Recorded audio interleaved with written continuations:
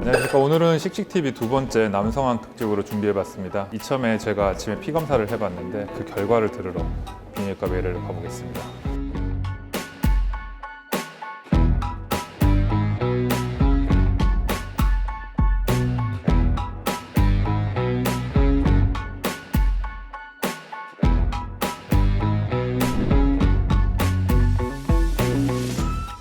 오늘은 씩씩TV 남성환 특집으로 우리 비뇨기과의 이용구 원장님 모셨습니다. 안녕하세요. 오늘 뭐 많은 궁금한 점이 있으실 텐데 자유롭게 질문해 주시기 바랍니다. 원래 이제 유튜브 촬영이 4시였는데 원장님 수술이 굉장히 길어지셔서 그 사이에 제가 피 검사를 한번 해봤거든요.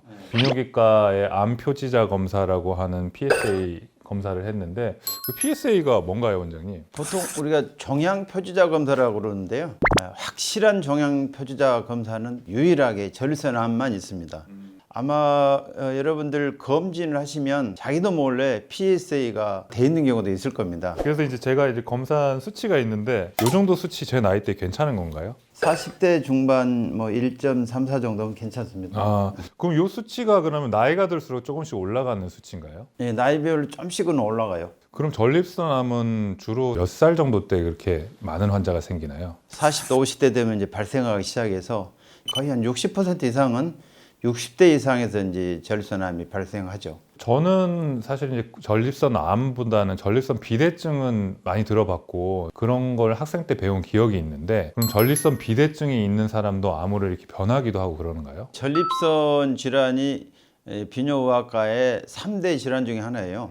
전립선 비대증은 어느 정도 흔하냐면 50대 인구의 50%는 전립선 비대증이고 60대 인구의 60%는 전립선 비대증이고 병이라기보다도 하나의 노화 현상이기 때문에 전립선 비대증 환자가 그럼 전립선 암이 되느냐? 그렇지는 않아요.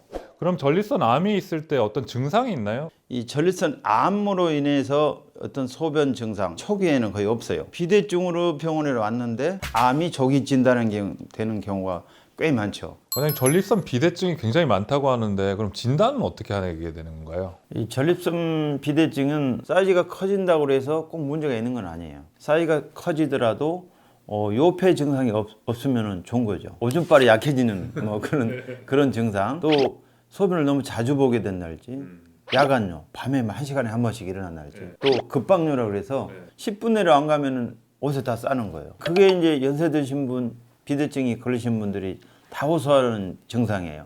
그런 증상 말고 검사는 그래서 또 이제 없나요? 그런 증상을 어떻게 객관화하고 수치하느냐. 국제 전립선 증상 점수표라는 그런 환자에게 설문지를 줘요. 35점 만점인데 예를 들어 한 30점 이상이다. 굉장히 심한 거고요. 점수가 높을수록 안 좋은 안 좋은 거죠. 한 8점 이하이면 아주 경증인 거죠. 제가 한번 체크해 봤었잖아요. 아, 우리 앵커님 보니까 3점밖에 안 되네. 네, 거의 뭐 미미한 거죠. 네. 이 정도면은. 그다음에 이제 과민성 방광 증상 점수 설문지가 또 있어요. 그러니까 이런 점수표를 객관화해서 일단 체크를 하게 되는 그렇죠. 거군요. 여기에 이 소변에 관계된 여러 가지 설문이 다 들어 있습니다. 그래서 이걸 보고 대개는 이제 항문을 통해서 초음파를 합니다. 그러면 전립선 사이즈를 정확히 이제 알 수가 있어요. 그거 아프진 않나요? 가끔 이제 항문이 좁은 분들은 조금 불편할 수 있는데 대부분은 뭐 그게 아프지 않습니다. 네, 되게 이제 이 초음파를 하게 되면 전립선 사이즈도 알 수 있고 전립선 내에 뭐 결석이 있으면 결석도 잡아낼 수 있고 이 전립선 내에 암이 의심되는 암병변도 어느 정도 알 수 있고 그래서 전립선 초음파 검사가 굉장히 중요하고 그다음에 전립선이 사이즈가 커졌더라도 소변을 정상적으로 내보내고 방광 기능이 정상이면 그리고 치료를 안 해도 돼요. 나중에 증상이 생기면 이제 그때 이제 치료하는 거죠.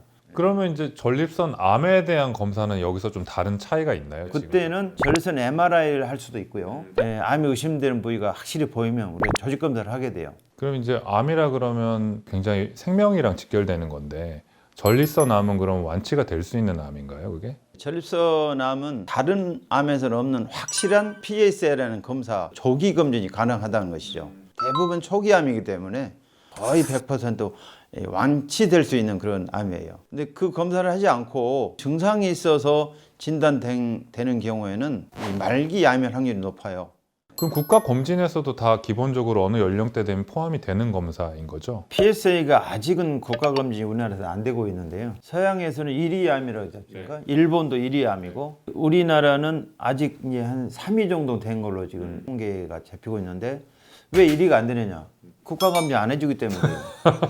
아직은 우리나라가 이 PSA에 대한 경각심이 부족하고 오늘 앵커님도 평생 처음으로 해보신 거죠? 맞습니다. 예. 그러면 본인이 검진을 할 때 그게 꼭 포함되는지 확인을 해봐야 되겠네요. 본인이 종합검진을 했는데 PSA가 포함이 안 돼 있으면은 추가해달라고 이제 요청을 하시는 게 좋을 것 같습니다. 제가 오늘 검사해보니까 가격도 그렇게 비싸지 않더라고요. 몇만 원 정도도 아니고 한 만 원 정도 좀 넘는 정도이기 때문에 40대 되면 한번 해보는 게 좋겠고요. 이 PSA가 정말 우리 인체암 중에서는 가장 확실한 정형 표지자 검사이기 때문에 반드시 국가검진에 PSA가 들어가야 된다고 저는 생각합니다.